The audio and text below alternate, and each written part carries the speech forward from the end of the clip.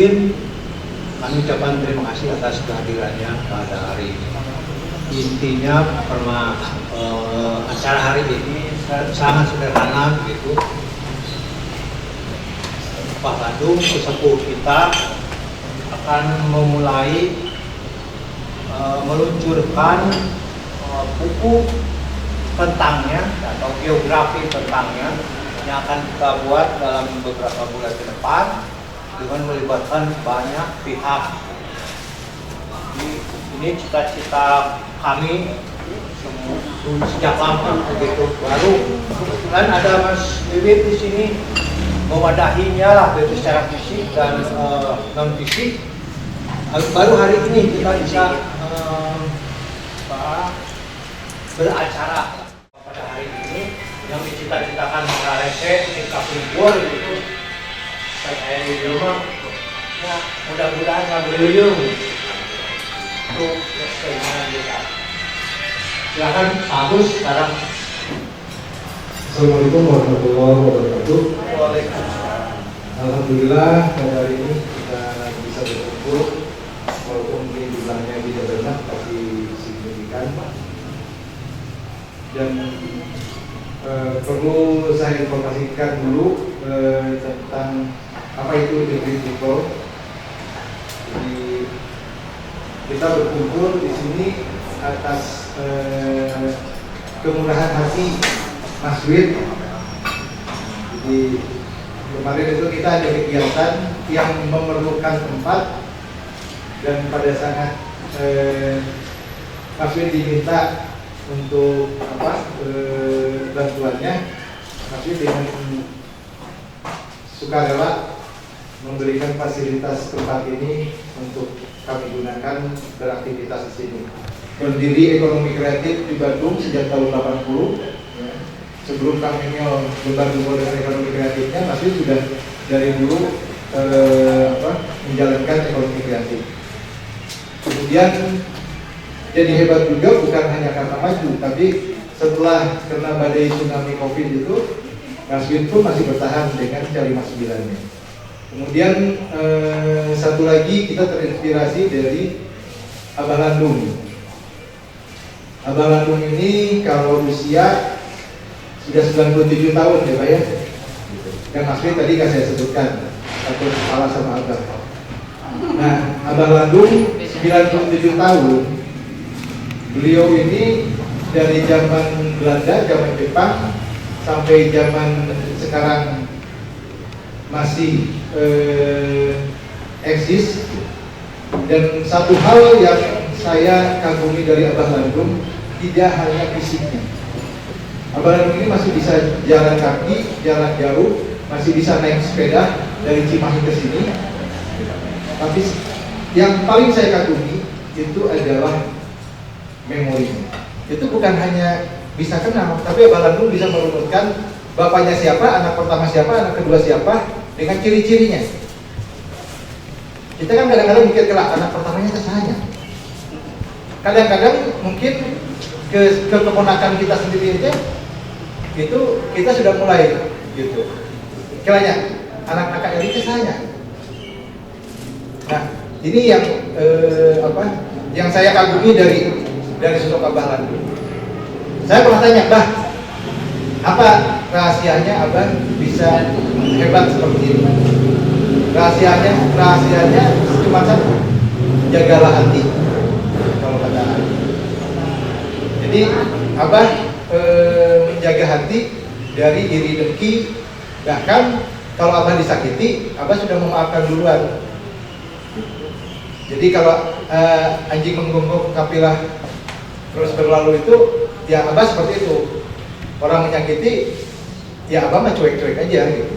Nah, ini yang mungkin bisa jadi inspirasi bagi kita untuk ditiru, untuk dicontoh. Ya. Dan teman-teman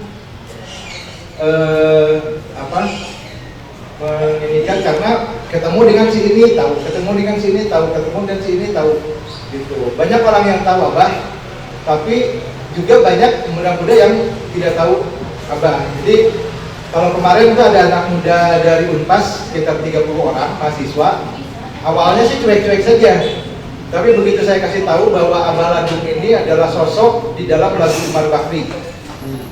Jadi laju sepeda kumbang di jalan berlubang, itu yang naik sepedanya itu Abah Landung.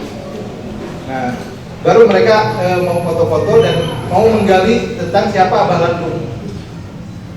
Nah, kemarin Pak Hari dan kawan-kawan sudah lama menginginkan untuk mengabadikan Abah Landung ini dalam sebuah memorabilia ya, yang bisa dikenang dan bisa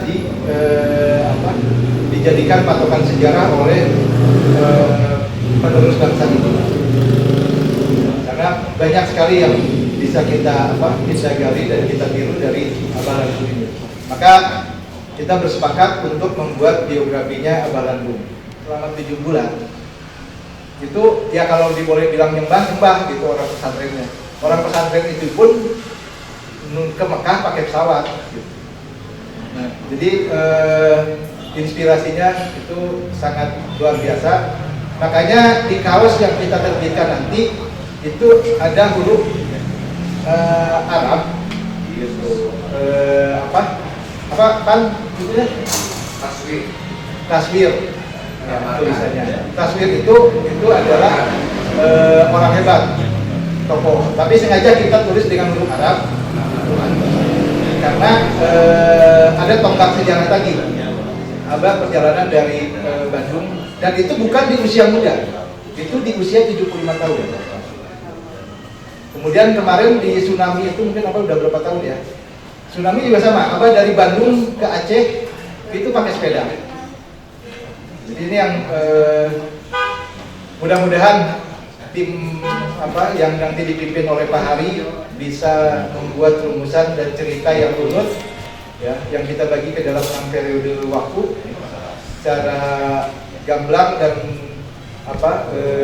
jelas supaya pembaca bisa menikmati dan menjadikan itu contoh bagi semua orang. Mudah-mudahan nanti dengan peresmian ini kita bisa berjalan dengan baik dan Allah meridhoi langkah kita. Mungkin nanti saya juga minta Mas Wid untuk menyampaikan sepatah dua patah kata di dalam acara ini, dan juga mungkin tentang kegiatan kita di sini yang nanti mungkin ditutup Abah Landung sebelum kita menginjak ke acara pemotongan. Ya, selamat siang Bapak Ibu dan semua teman. Surprise saja, mungkin hari ini saya bisa ketemu Pak Landung, terus ada Pak Agus, Pak Ari, yang cerita tadi untuk memulai menulis bagian dari sejarah Abah Landung.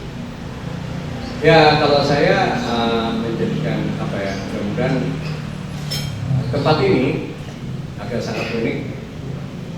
Pada saat saya diminta sama teman-teman, sahabat-sahabat untuk menjadi satu tempat bisa berkomunitas, saya terbuka aja, silahkan. Meskipun dalam kondisi spanduk di depan terpampang bangunan ini akan dijual, tapi tidak menutup kemungkinan kalaupun ini pun terjual, saya sudah menyiapkan satu tempat. Jadi lokasinya di pabrik C59 yang mungkin ke depan akan lebih menjadi fasilitas apa disebut C59 atau C59 hubungan gitu. Dan surprise-nya begitu ketemu Abah Landung, beliau mengingatkannya luar biasa. Saya temannya Bapak kamu loh, saya pernah pos. Dan Bapak saya sudah almarhum, tapi ingat Abah Landung sehat sempurna. Dan mudah-mudahan menjadi inspirasi saya yang kira-kira di tema Natal ini gitu. Jadi ini yang jadi menarik. Mungkin yang Natalan saya, tapi spiritnya Abah Landung mampu memberikan maaf pada orang banyak, dan itu untuk menjaga hati, dan itu yang menjadikan umur sehat, panjang umur buat Abah. Semoga juga spirit Natal tahun ini kira-kira seperti itu. Jadi kita tidak melihat apa beda agamanya, beda sukunya, tapi itu sama-sama kita Indonesia. Dan dengan great people yang kita harapkan sama-sama mampu membangun spirit itu dengan baik. Itu aja. Terima kasih. Assalamualaikum warahmatullahi wabarakatuh. Waalaikumsalam. Bapak-bapak, ibu semua yang saya hormati, saya mengucapkan terima kasih pagi ini diberikan kesehatan untuk bisa berjumpa dengan bapak-bapak semuanya. Hatiku sangat bangga pada tahun ini bisa bertemu dengan Pak Wiwit, teman-teman semuanya, apalagi acaranya akan membahagiakan pada diri saya yang tidak kami perhitungkan. Kenapa kok Pak Wiwit mempunyai hati yang semulia itu, sedangkan teman-temanku ya acuh-acuh aja, dari mulai presiden ke-1 sampai yang sekarang tak pernah ada pikiran yang begitu hebat untuk memberikan kesenangan kepada temannya. Yang nyatain apa kabar, sehat, menyuruh dengan menyuruh. Tapi dengan berjumpanya dengan Pak Wiwit, saya bangga, dan semoga cita-cita Pak Wiwit bisa tercapai. Dan barangkali yang saya lihat, karena saya sudah mengenal sejak dulu zamannya almarhum Bapak Pak Wiwit sekolah di Telkom, saya adalah salah satu orang yang suka menghibur, yaitu dengan budayanya pada waktu itu musik angklung. Waktu sekolah Telkom dibuka, kemudian pada akhirnya wisuda juga selalu dihibur, dan saya ditemani dengan teman-teman yang sudah tiada selanjutnya, yaitu seperti Pak Sujasmin, kemudian Bapak Uyeng Iskandar, ada lagi jago angklung sedunia, yaitu Pak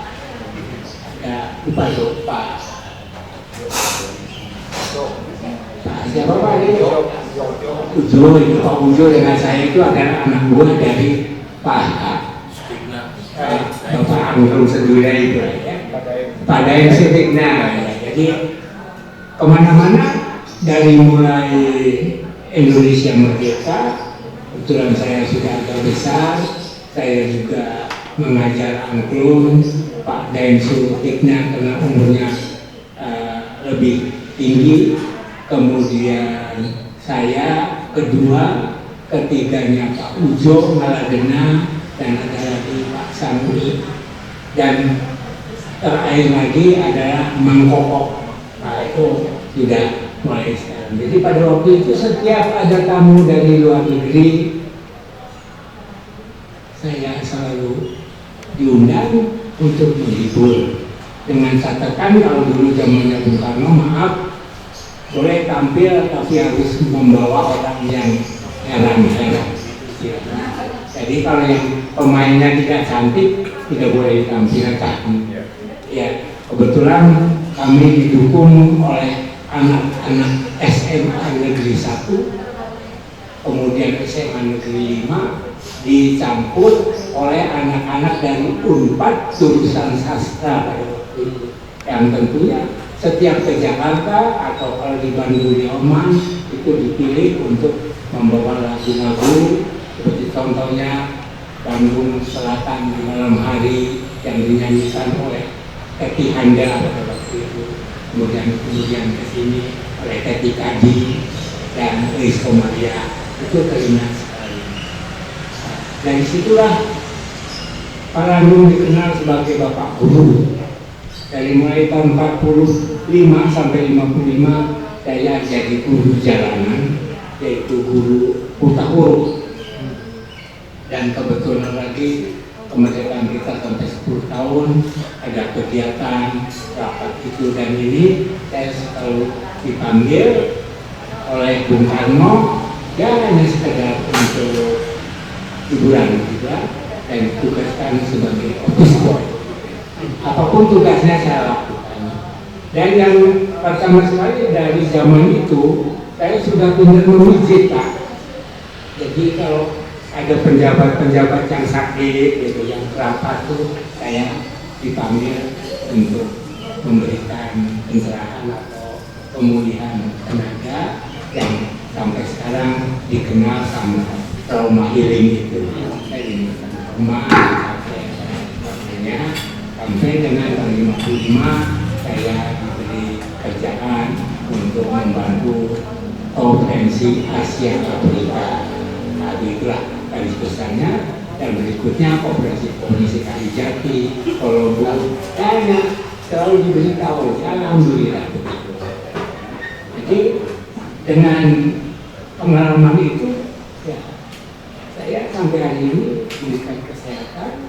Dan kemudian Bung Karno mengadakan gagasan untuk membina Menka yang pada waktu itu disebut ya harus kembali ke Menka yang bagus. Saya ditugaskan ke Direktorat untuk membawa misi mengembangkan Menka yang baik dari Indonesia berdasarkan Pancasila tentunya, Undang-Undang 45 kami jalankan. Dan bersamaan itu pada waktu itu saya ditugaskan ke Malaysia dalam rangka membina karakter building. Dan kemudian pada waktu itu ada Pak Sorin GP ditugaskan ke Kongo. Dan kemudian juga pada waktu itu ada kenalan yang mungkin maaf pada waktu itu Pak Sumitro Kusumo yang pada tahun-tahun itu dia sebagai raja ekonomi di Indonesia tapi tidak berkenan dengan Bung Karno. Dia lari ke Malaysia dan saya mendampingi jarak jauh di Brunei Darussalam. Dengan catatan bahwa yang namanya Pak Sumitro itu jangan diganggu. Dia adalah bangsaku, saudaraku. Jadi akhirnya juga kembali lagi, tahu sama-sama kembali lagi pada waktu itu.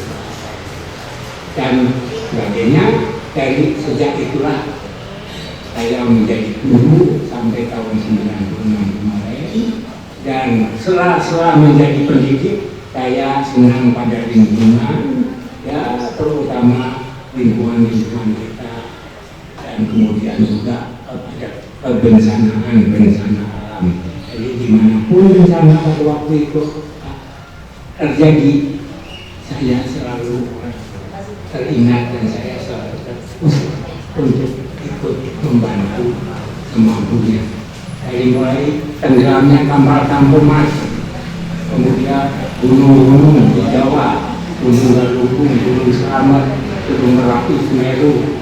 Itu sampai hari kemarin 2 minggu yang lalu saya Sugenang, yaitu yang terakhir saya sampai hari ini. Karena pada waktu itu ke Sugenang sana saya tidak bawa apa-apa, hanya membawa keterampilan diriku saja, yaitu mengadakan trauma healing kepada mereka-mereka yang terkena banjir dan terkena gempa. Itu barangkali secara garis besar, dan terima kasih saya telah diaku sama Pak Wiwit dan Ibu dan semuanya. Saya boleh meminjakan kaki ini, bahkan Pak Wiwit dalam hatinya kalau Pak Lalu mau tidur di sini silahkan saja. Jadi kebanggaan saya pada Pak Wiwit. Terima kasih. Semoga Pak Wiwit harus bangkit, jangan kenang masa kemarin. Kemarin COVID itu tinggalkan begitu saja. Insya Allah kami akan bangkit seperti semula. Sekian, terima kasih. Wassalamualaikum warahmatullahi wabarakatuh.